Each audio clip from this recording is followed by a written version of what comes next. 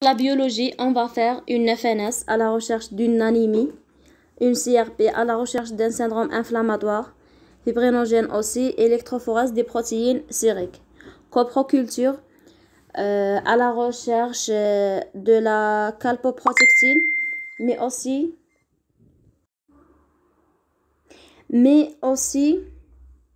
à la recherche des parasites dans la recherche d'un diagnostic différentiel devant les diarrhées chroniques. D'accord? On va faire un bilan hépatique et rénal à la recherche d'une atteinte hépatique ou rénale. Pour l'inflammation digestive, devant l'augmentation du taux fécal de calprotectine, on évoque une MICI, soit Crohn, soit RCH. Bilan immuno, on a les ASCA et les NK. ASCA pour Crohn, beaucoup plus, et NK pour RCH. On va faire un bilan nutritionnel à la recherche d'une dénutrition vers le diarrhée chronique et aussi un bilan de malabsorption, à savoir surtout les vitamines B9, B12, ADEC et hémostase, puisqu'on a la vitamine K qui en carence, ferritinémie à la recherche d'une anémie et bilan phosphocalcique. D'accord. Pour le bilan préthérapeutique, on va faire une bêta-ACG et activité et génotype TPMT et bilan anti-TNF-alpha, puisqu'on va faire traitement des immunosuppresseurs.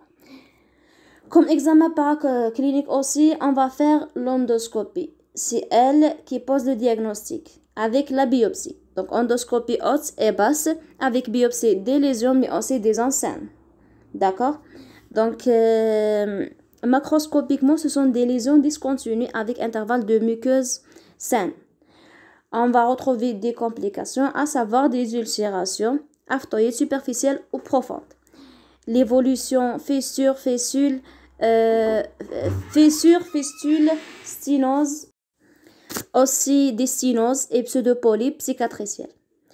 À l'histologie ou à l'examen microscopique, on va retrouver des atteintes transmurales, pancolites.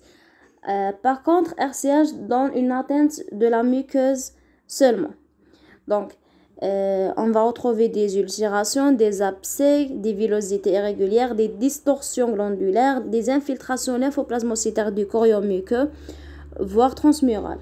On va retrouver un granulome épithéloïde et gigantocellulaire, mais sans nécrose caseuse. Sinon, on évoque une TBC. D'accord. On peut faire aussi une entéroscanner ou entéro-IRM avec ingestion de produits de contraste. On va retrouver dans la TDM un épaississement des parois avec des ulcérations. Parfois, on retrouve des adénopathies. Les caractéristiques de la maladie de Crohn, à la différence de RCH, on a dit que ça touche la totalité, c'est-à-dire n'importe quelle partie du tube digestif, des atteintes segmentaires, alternance de zones d'intestin sain et malade, asymétriques, et aussi des complications. On peut aussi faire une vidéocapsule ou entéroscopie, plus ou moins biopsie, si on n'a pas évoqué le diagnostic dans le scanner ou dans l'endoscopie. D'accord. Maintenant, pour le diagnostic différentiel, on a l'iliocolite. La maladie de Crohn, on a dit que c'est une pathologie de cause inconnue. Le diagnostic différentiel se pose avec une atteinte intestinale de cause bactérienne, par exemple. Donc, les pathologies intestinales bactériennes donnent des diarrhées aiguës. Mais la maladie de Crohn a le droit de faire un début à type de diarrhée aiguë, dans 10% des cas. Tableau donc de gastro-entérite. À explorer lorsque la diarrhée persiste plus que 3 jours malgré un traitement symptomatique correct. Donc, on va faire une endoscopie, on va retrouver des lésions héliocoliques et on va faire une biopsie. La mise en route à tort d'un traitement corticoïde ou immunosuppresseur c'est-à-dire traiter comme si c'est une maladie de Crohn alors que c'est une colite infectieuse non diagnostiquée peut avoir des conséquences graves puisque vous êtes devant des microbes et vous êtes en train d'attaquer l'immunité. Vous êtes en train de donner des immunosuppresseurs devant une atteinte bactérienne. Donc, c'est grave. C'est pour ça qu'il faut poser le diagnostic différentiel avec la colite infectieuse. Donc, devant l'atteinte intestinale infectieuse, on ne va pas donner des corticoïdes et des immunosuppresseurs, mais on va plutôt donner une antibiothérapie par des quinolones, par exemple. D'accord? Si l'histologie n'est pas discriminante entre l'infection et Crohn, on va attendre lorsque ça dépasse 6 mois, ça élimine l'infection et ça évoque fortement un Crohn. D'accord? Pour le diagnostic différentiel avec la TBC, dans la TBC, on a un contexte, à savoir des antécédents personnels de TBC ou TBC active, surtout pulmonaire dans 20% des cas. Notion de comptage des facteurs de risque et altération de l'état général, une fièvre surtout. La maladie de Crohn, on n'a pas une fièvre, une masse fossiliaque d'arroise, des diarrhées inconstantes et acides exudatifs. Donc, on peut faire une ponction d'acide si on va poser le diagnostic d'une TBC. Donc, la biopsie intestinale, on va rechercher les barres à l'examen direct, c'est-à-dire les bactéries acido-alcoolo-résistantes, mais c'est très rare qu'on retrouve cet examen positif. Donc, on va passer à la culture sur milieu de Lanstein. On peut faire aussi la PCR à la recherche de BK, mais elle a une valeur diagnostique faible. C'est surtout la nécrose caseuse dans les granulomes qui est spécifique et elle est présente dans 50% des cas, heureusement. Des arguments moins formels, on a l'interrogatoire, le comptage, mais aussi les DRT et l'atteinte pulmonaire, des séquelles actives. Des séquelles recherchées à la radiographie thoracique. En cas de doute persistant, on peut tenter de faire un traitement d'épreuve anti-TBC. D'accord? En cas où on a une guérison, donc c'est une TBC. D'accord?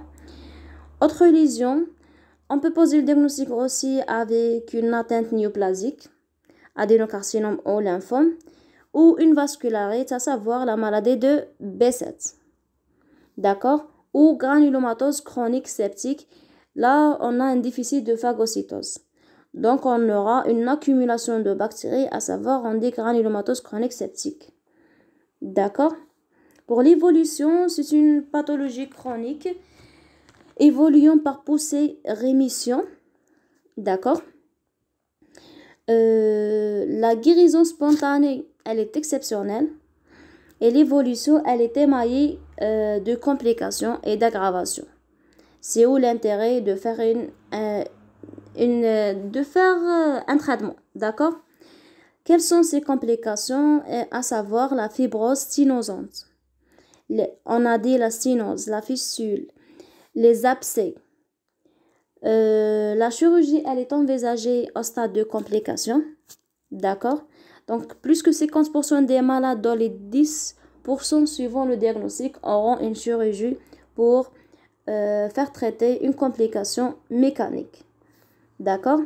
Les causes de diarrhée ou les causes de poussée de maladie de Crohn, ce sont les causes inflammatoires et infectieuses.